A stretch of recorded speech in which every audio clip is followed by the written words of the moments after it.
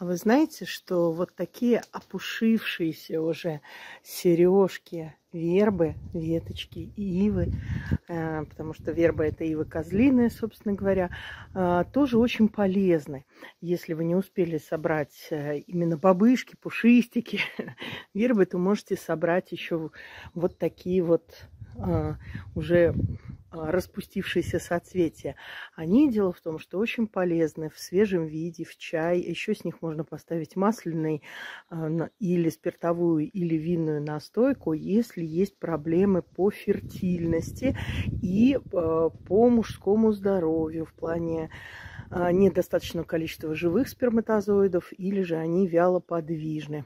В общем, все, что необходимо человеку для исцеления, очень часто у нас буквально под рукой.